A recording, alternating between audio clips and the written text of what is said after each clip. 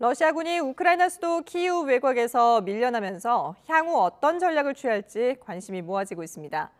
푸틴 러시아 대통령이 권좌에 있어서는 안 된다는 발언으로 논란에 휩싸인 바이든 대통령은 분노를 표현한 것일 뿐이라며 정책 변화와 연계한 게 아니라고 일축했습니다. 오늘 아침 세계는 조수영 기자 나와 있습니다. 안녕하십니까? 안녕하세요. 네. 자, 먼저 이 수도 키이우 주변 상황이 좀 변화가 있는데 이곳부터 좀 살펴볼까요? 네, 러시아군이 키이우를 북동 그리고 서쪽에서 지금 이제 포위를 하기 위해서 진격을 하면서 외곽 지역을 집중적으로 공격했는데요. 우크라이나 측은 이에 강하게 맞서면서 키이우 외곽 이르핀에서 러시아군을 완전히 몰아냈다고 밝혔습니다.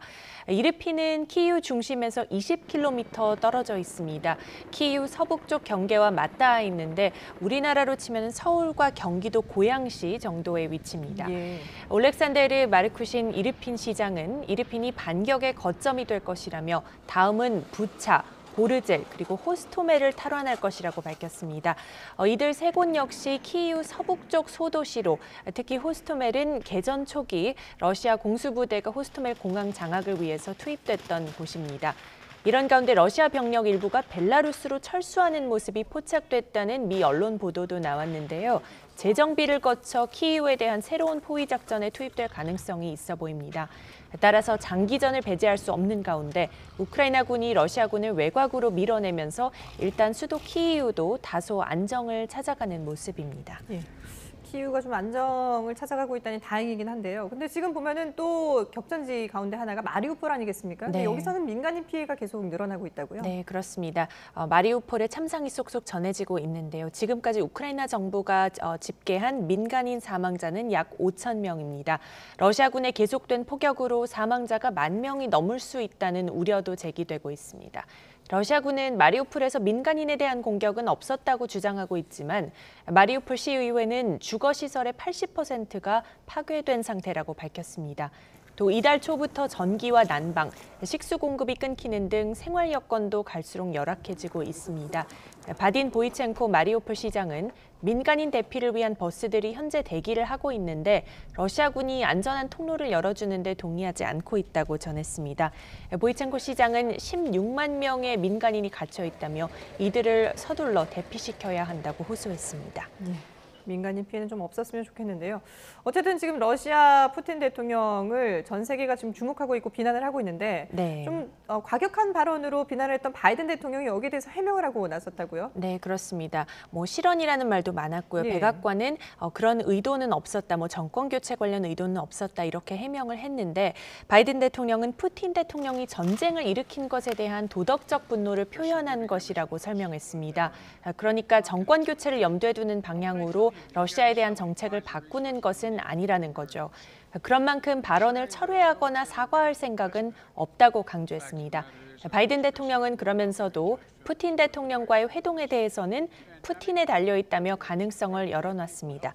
하지만 바이든 대통령의 이번 발언에 대해 러시아 정부는 불쾌감을 드러낸 데 이어서 다시 한번 우려를 나타냈습니다.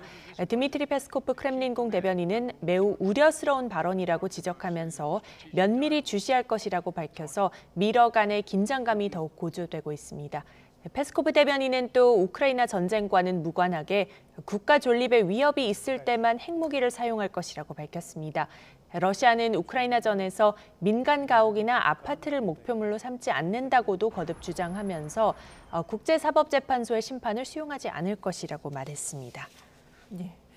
자, 이런 가운데 지금 러시아와 우크라이나가 오늘 5차 협상을 하지 않습니까? 네. 진전이 있을까요? 네, 오늘 5차 협상이 이제 우리 시간으로 오늘 오후에 터키 이스탄불에서 열리는데 사실 큰 진전을 기대하기는 어려워 보입니다. 예. 어제 젤렌스키 우크라이나 대통령이 돈바스 영토 문제랑 중립국화에 대해 논의할 수 있다고 밝혀서 전향적인 것으로 평가가 됐습니다만 러시아 정부는 지금까지 협상에서 뚜렷한 진전이 없었고 푸틴 대통령과 젤렌스키 대통령과의 향후 회담도 없을 것이라면서 다소 부정적인 톤으로 말했습니다. 정상회담은 주요 내용에 대한 합의를 이루면 그때 개최하는 게 생산적이라는 겁니다. 이렇게 톱다운 방식에는 선을 그으면서 실무 단계에서 올라가야 하는 상황인데 지금까지 4차례 협상 과정을 보면 시간이 좀 걸릴 것 같습니다.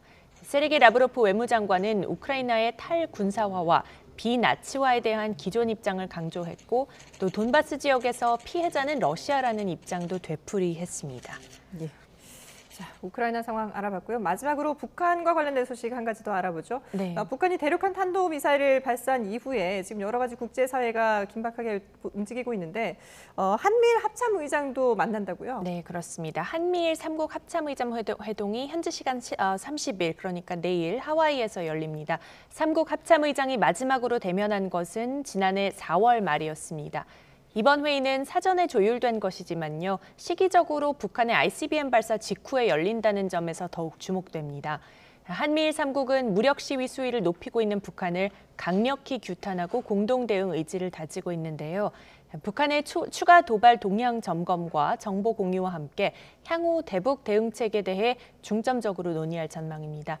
그리고 3국 합참의장 회의에 앞서 29일에는, 그러니까 현지 시간 29일이죠. 네. 미일 합참의장 회의가 열릴 예정이어서 이 일정에도 관심이 쏠리고 있습니다. 예, 잘 들었습니다. 오늘 아침 세계는 아프가니스탄과 북한 이슈 살펴봤습니다. 국제부 조수영 기자와 함께했습니다. 고맙습니다.